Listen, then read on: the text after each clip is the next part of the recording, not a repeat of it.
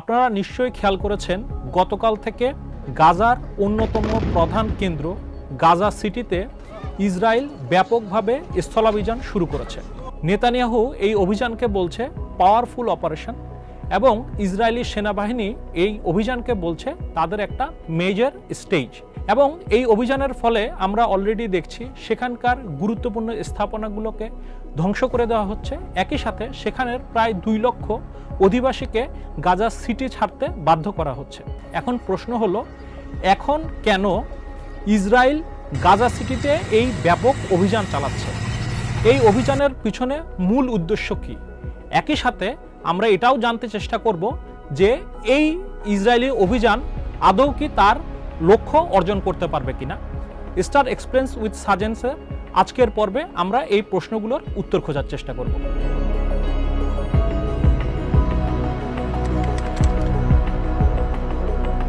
Israeli defence force তারা তাদের press স্টেটমেন্টে বলেছে এই অভিযানের মূল উদ্দেশ্য হলো গাজা সিটিতে অবস্থানরত হামাসের যে অবশিষ্ট অংশ রয়েছে, হামাসের মূল স্ট্রাকচারের যে অংশ রয়েছে সেটিকে সম্পূর্ণরূপে ধ্বংস করা। তাদের বক্তব্য অনুযায়ী গাজা সিটিটা হলো হামাসের প্রাণকেন্দ্র এবং গাজা সিটি যদি ধ্বংস হয়ে যায় তাহলে হামাসও সম্পূর্ণরূপে ধ্বংস হয়ে যাবে। একই সাথে তারা আরও একটা কথা বলছে, হামাস যদি গাজা সিটিতে সম্পূর্ণরূপে ধ্বংস হয়ে যায় তাদের তখন ইসরায়েলের সকল শর্ত মেনে নেওয়া ছাড়া অন্য কোনো গতি থাকবে না। এখন দেখা যাক ইসরায়েল তার এই অভিযানের মধ্য দিয়ে আদৌ তার লক্ষ্য অর্জন করতে পারবে কিনা। এখানে প্রথমে যে বিষয়টি উল্লেখ করা দরকার, ইসরায়েল ডিফেন্স ফোর্সের প্রধান এবং তাদের গোয়েন্দা বাহিনী মোসাদ এবং শিন বেতের প্রধানরা নেতানিয়াহুর এই নতুন অভিযানের সাথে একমত নয় এবং তারা বলছে এখানে যে লক্ষ্যগুলোর কথা বলা হয়েছে সেগুলো অর্জন করাটা এই স্থল অভিযানের মধ্যে সম্ভব হবে না। এবং সেক্ষেত্রে তারা পার্টিকুলারলি কতগুলি পয়েন্ট বলেছে। তারা প্রথমেই যেটা বলছে, নেতানিয়াহু যেরকম দাবি করছেন যে এই অভিযানের মধ্য দিয়ে হামাসকে সম্পূর্ণরূপে পরাজিত করা সম্ভব হবে, হামাসের প্রাণকেন্দ্রকে সম্পূর্ণরূপে ধ্বংস করে দেওয়া সম্ভব হবে, সেটা আসলে সম্ভব হবে না। এবং আমরা যদি গত 2 বছরের ইসরায়েলের এই গাজার সমগ্র জায়গা জুড়ে ব্যাপক অভিযানের মধ্যে যদি খেয়াল করি, তারা কিন্তু বারবার এই কথাটাই বলেছে যে এই জায়গায় গাজার অমুক জায়গায় হামাসের মূল প্রাণকেন্দ্র রয়েছে, অমুক হসপিটালের নিচে হামাসের মূল কমান্ড সেন্টার রয়েছে, হামাসের অমুক গুরুত্বপূর্ণ ব্যক্তি অমুক জায়গায় লুকিয়ে আছে, তাকে মেরে ফেলতে পারলেই পুরো হামাসের এই সমগ্র যে প্রতিরোধ সেটি সম্পূর্ণরূপে ধ্বংস হয়ে যাবে, হামাস আর ভবিষ্যতে কখনো ইসরায়েলের জন্য হুমকি হয়ে উঠতে পারবে না। এই ধরনের বিভিন্ন কথা তারা বলেছে। কিন্তু আমরা দেখেছি এই 2 বছর তারা ধারাবাহিকভাবে অভিযান চালিয়েও সেটা সফল হয়নি। এবার দ্বিতীয় তারা যে পয়েন্টটি বলছে, এই অভিযানের ফলে হামাস তো ধ্বংস হবেই না, বরং হামাসের কাছে বর্তমানে যে 20 জন আটক রয়েছে, হোস্টেজ রয়েছে, তারা এই অভিযানের ফলে বরং মৃত্যুবরণ করবে। এবং আমরা এর আগেও দেখেছি যে ইসরায়েলের ব্যাপক অভিযানের ফলে তারা একদিকে বলে যে এই অভিযানের একটা লক্ষ্য যেমন হামাসকে ধ্বংস করা, অন্যদিকে যেসব ইসরায়েলি হামাসের হাতে আটক আছে তাদেরকে রক্ষা করা। কিন্তু আমরা দেখেছি ইসরায়েলি বাহিনীর হাতেই কিন্তু এই রক্ষা করার নামে তাদের হোস্টেজরাই কিন্তু মারা গিয়েছে।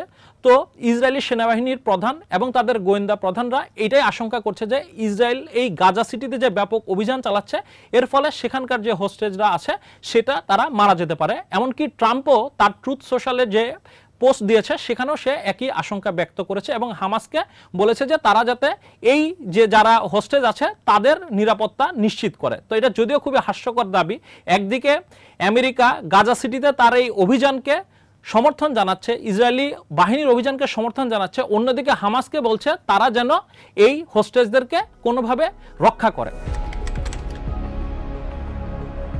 এই বাহিনীর প্রধানরা তারা বলছেন যে এই অভিযানের ফলে এই যে দাবি করা হচ্ছে যে ডিপ্লোম্যাটিকভাবে যে ধরনের অর্থাৎ হামাস তারা বাধ্য হবে তাদের সমস্ত ধরনের যে প্রতিরোধ ভেঙে পড়ার পরে ইসরায়েল যা বলবে সেই শর্ত মেনে নিতে, তারা বলছে যে এটার বরং উল্টাটা হবে, যে এর ফলে যতটুকু ডিপ্লোম্যাটিক্যালি আলোচনা করার সম্ভাবনা রয়েছে সেটি বরং আরও ভেস্তে যাবে। এখানে যদি আমরা প্রসঙ্গত উল্লেখ করি, আমরা দেখেছি যে কিছুদিন আগে ইসরায়েল কাতারের রাজধানী দোহাতে আক্রমণ করেছে এবং এই কাতারই কিন্তু ইসরায়েল এবং হামাসের মধ্যে যে আলোচনা মিডিয়েট করছে সেটার মূল শক্তি। এবং তারপর থেকেই কিন্তু কাতার তাদের এই যে আলোচনা প্রক্রিয়া ফ্যাসিলিটেট করা সেখান থেকে তারা সরে এসেছে।